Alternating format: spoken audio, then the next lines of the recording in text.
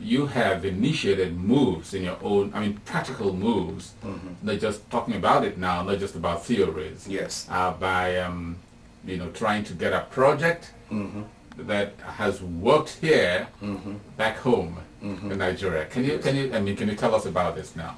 Well, our project is to build a library for the community at Abatete in Nigeria, where I grew up, have my family there, friends, everything. I usually visit Abatete at least once in a year, once in 2 years, as the case may be. So I figure that the level of education is going down seriously. And also, when I was in school in Nigeria, one of the difficulties I faced was when I was doing my research, I found it unbelievably difficult to find books to do my research. It was very difficult. Even the universities and the college of high schools, what they call high schools, colleges, it's difficult to find books.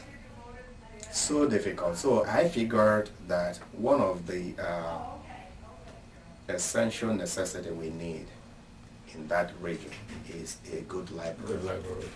Once you have good library where young people can go in to be able to use the internet service, because the world is becoming a global village, to be able to use the internet service to see what is going on in other part of the world, to be able to read books that formed people from the other continents and other part of the world.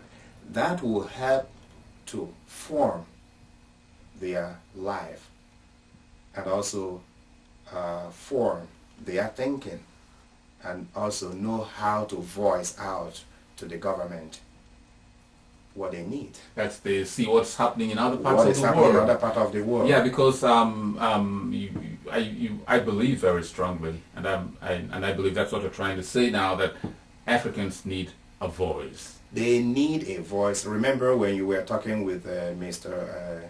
Douglas, what he told you, that we have the space, the power is there. We need the voice. That's right. We need the voice, and for people to have the voice, they need education, they need formation, and that formation, education is power. That's right. You see, there's no way to overemphasize this issue of having research materials and the library, because it's not about me now, but I know that I'm a product of the library myself. I went to school in the rural area, Oruku, which is also very close to Abatete, and we had a library because it used to be a grammar school.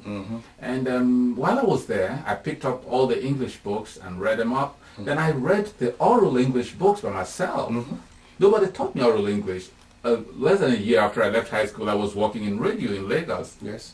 And people were like, how did they get to know the phonetics and the phonetic symbols? And I read them up in the library. Exactly. And that was during my off time, like when I had like 2 periods off, or I had a subject I didn't like math, for instance. I always came to the library.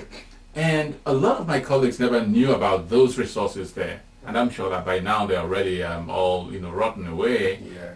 We need to get that tradition back, because it builds our young people. So we certainly do appreciate this. And what was that trip like?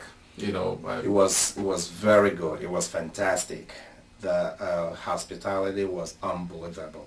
Oh, I expected it, because I know Nigerians by nature are very hospitable people, and I know our people, Abatete people, are very welcoming. That I know. But it will really everything. My surprise was that the Igwe in council, they were ready for our coming. It's the governing, but the king of the town and the king of the town, his chiefs. And the chiefs, we are ready. Wow. They pretty much organized everything, ranging from Abuja. The ADO at Abuja was ready. They knew about our coming. The king of the town really gave all my information to them, telling them what we are coming to do, to be ready for everything, our need. He did unbelievable job. So by the time we arrived at Abatete, they were ready.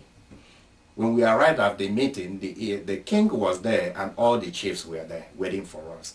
They gave us a very rousing reception, and they took us to the place they have already mapped out, they have surveyed the land, mapped it out, and handed the document right over to us. Wow, that's good. And they were very, very supportive.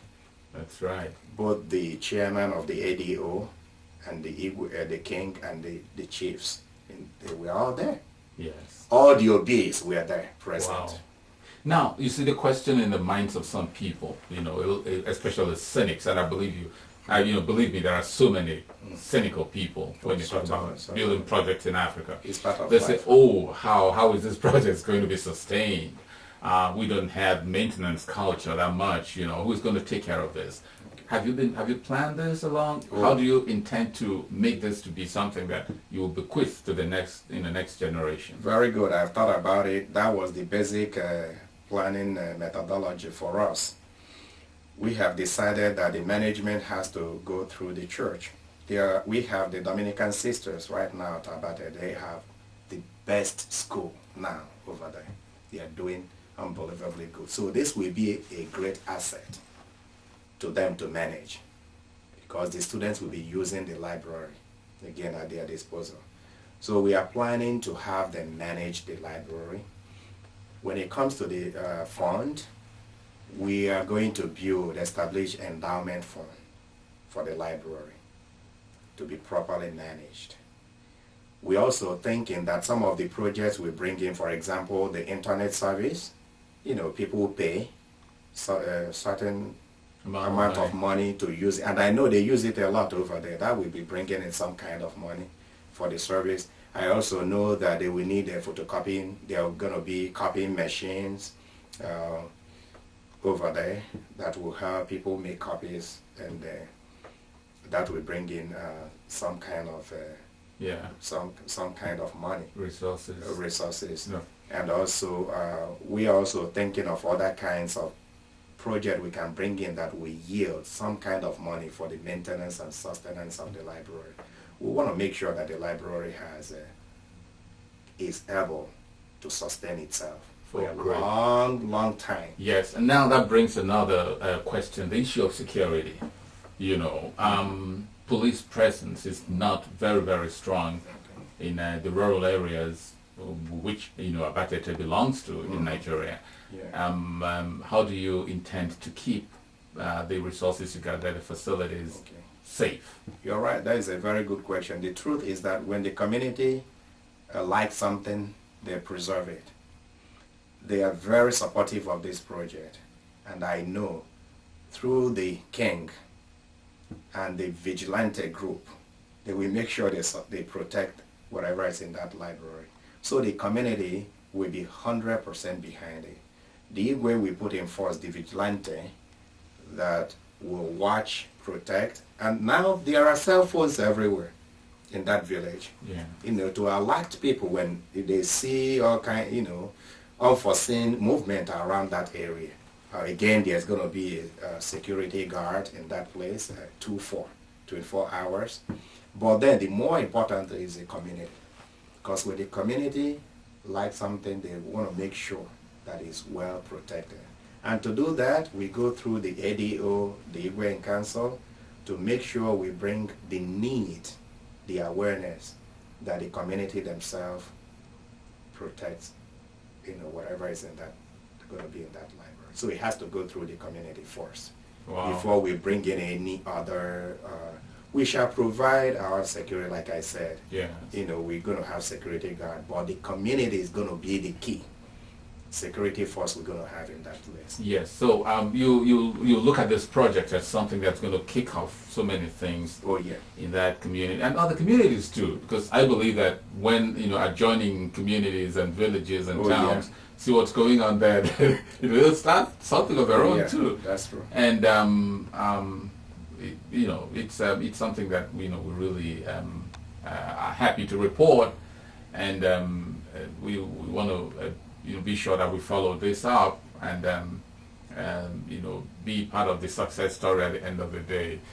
Well, there's I'm from what you're saying that there's certainly not going to be an end to this. It's something that will outlive all of us. So that is the goal. That's and right. that is our hope and prayer. Yes. that it stays forever.